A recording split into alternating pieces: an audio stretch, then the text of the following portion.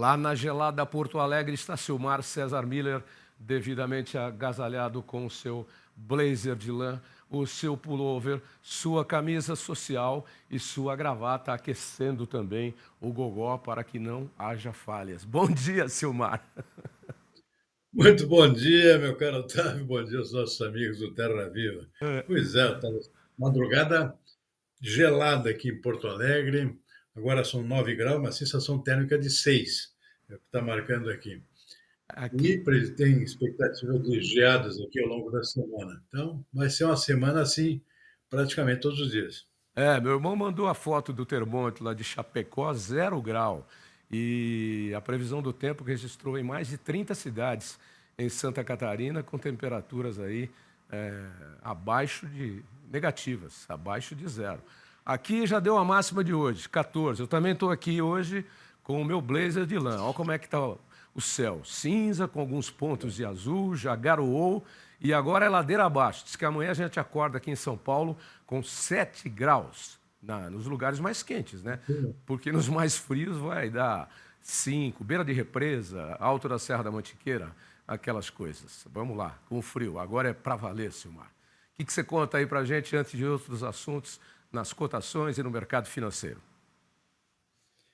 Bom, Tavinho, o petróleo está dando uma folga aí, depois daquele vai e vem de ontem. Ontem o petróleo disparou no início da manhã, um ataque de Israel no fim de semana, perdão, dos Estados Unidos no fim de semana contra o Irã.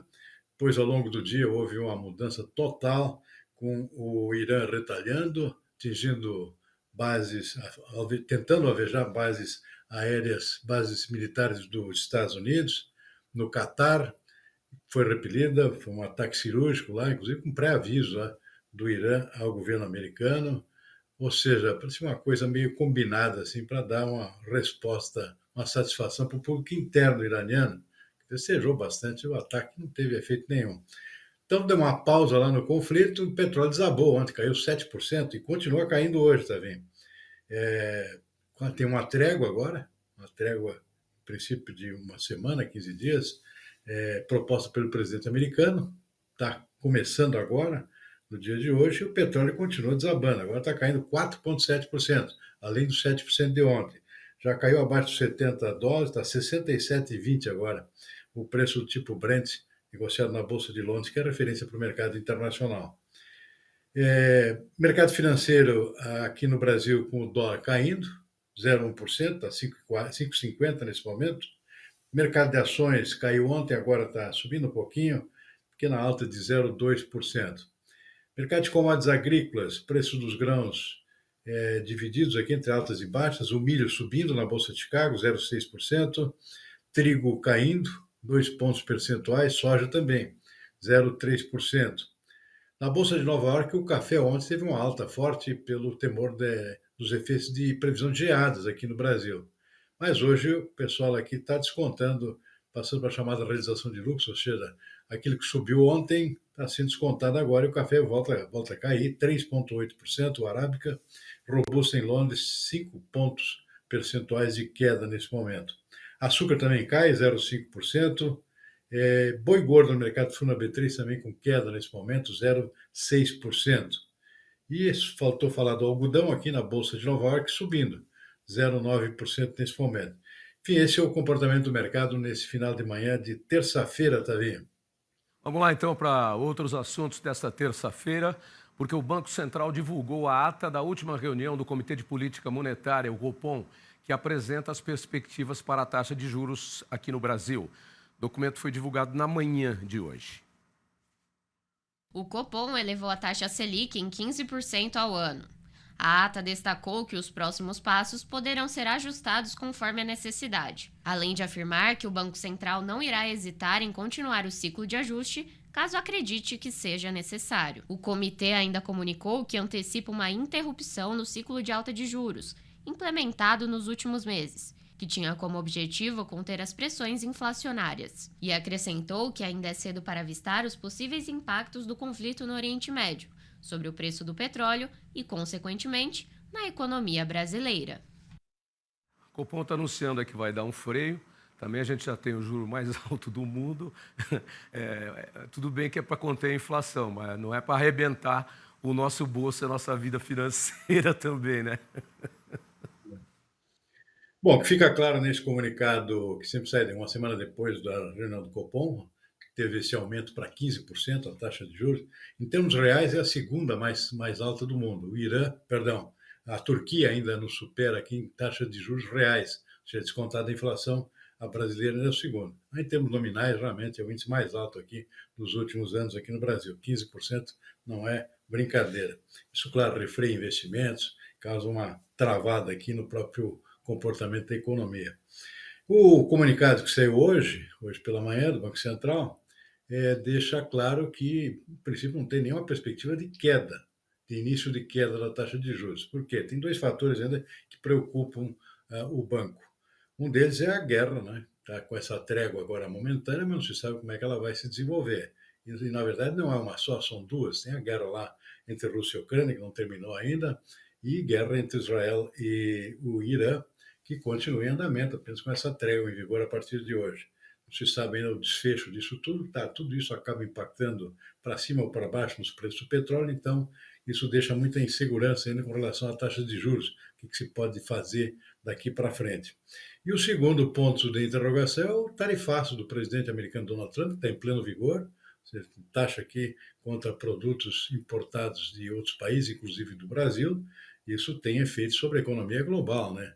Então, esse é outro fator aqui que deixa o Banco Central ainda de sobreaviso aqui quanto à possibilidade de algum efeito em termos inflacionários nos Estados Unidos e também aqui no importação aqui para o próprio Brasil.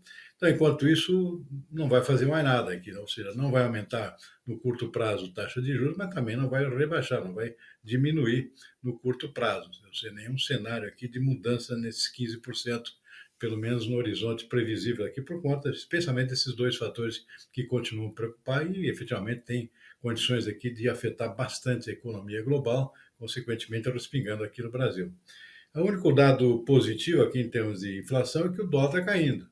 Então é um problema a menos aqui a queda do dólar no mercado, pela enxurrada de dólar que está entrando aqui no país, que chega aqui por causa exatamente da taxa alta de juros.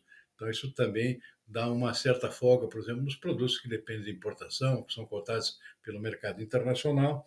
Isso dá um certo alívio aqui em termos de perspectiva inflacionária. Mas tem esses outros dois aqui que ainda mantêm o Banco Central ainda atento aqui contra a possibilidade de alguma influência negativa aqui no comportamento da inflação. Enquanto isso, não vai mexer em nada a essa nossa taxa altíssima de juros, Tavi.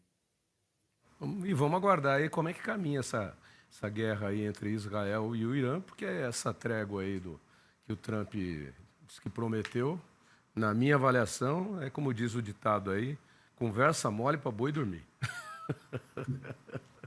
É por aí. Vamos por aqui, porque o governo federal anunciou datas de lançamento do Plano Safra 2025-26. Divulgação do crédito rural para a agricultura familiar, para a agricultura em geral, né? Não só familiar, porque o Plano Safra engloba também todos os setores aí do agronegócio, acontecerá no dia 30 de junho, agora, segunda-feira. E para a agricultura empresarial, dia 1º de julho. Empurrando com a barriga, Silmar. Vamos ver se sai mesmo? Pois é.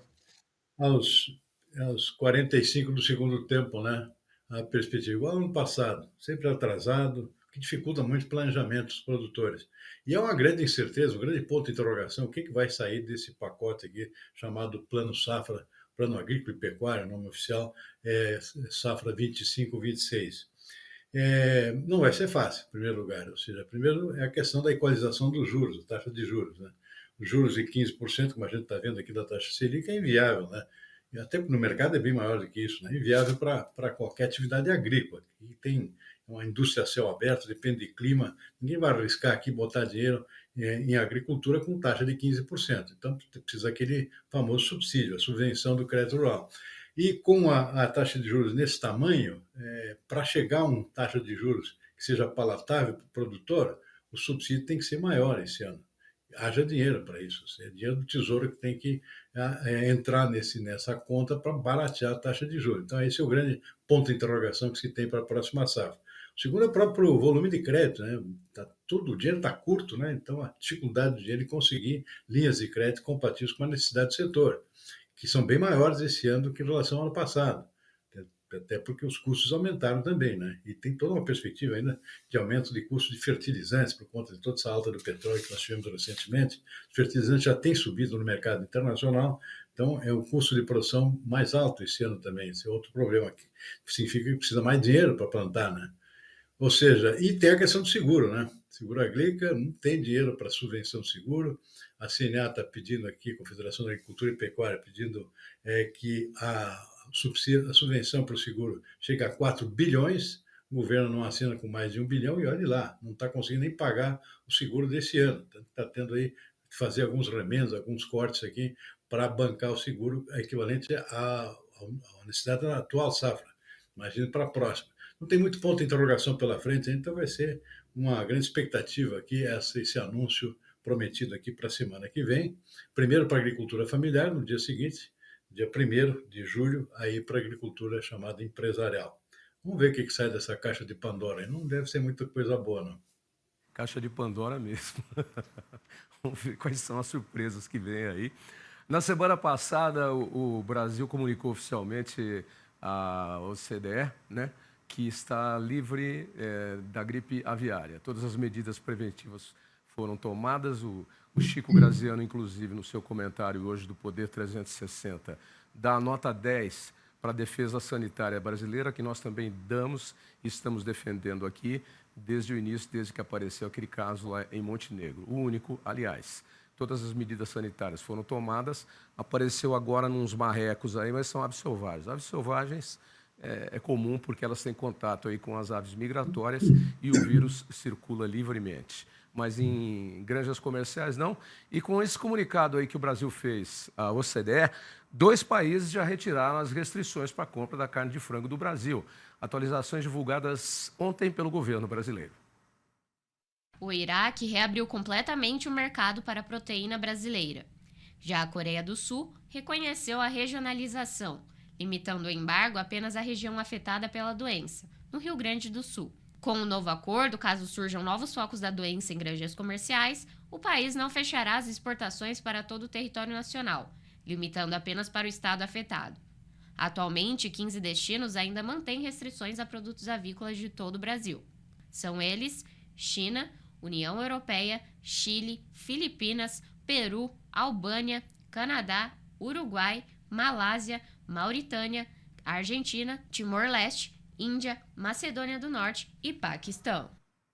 Mas vai cair também, os países vão voltar a comprar, é só uma questão aí de dias ou semanas, talvez até barganhando alguma negociação, um precinho melhor, né, Sumar? Mas vai voltar a comprar, porque o Brasil é o grande fornecedor da carne de frango do mundo e deu uma lição nota 10 aí, como nós já demos aqui e sempre elogiamos, e o Chico está dando hoje lá no Poder 360, na questão da defesa sanitária brasileira, que é espetacular. 2 coisas na área de saúde funcionam muito bem no Brasil: a defesa sanitária e o SUS, o Sistema Único de Saúde, que nesse ninguém mete a mão. Os caras vivem querendo meter a mão, fechar daqui, pegar dinheiro de lá, cortar de cá. No SUS não, porque o SUS é mantido por idealistas. Foi criado por idealistas da saúde no Brasil e é mantido com pé firme e funciona no Brasil. Se não fosse o SUS para a gente e a defesa sanitária para os animais, eu vou falar para você, viu? Se fosse depender aí de um monte de gente, isso aqui estava um buraco nessas 2 áreas, Silmar. Mas parabéns aí para nós. Sem dúvida. E é claro, é uma liberação, uma retomada um pouco ainda a conta-gotas, porque é normal nesse período, né?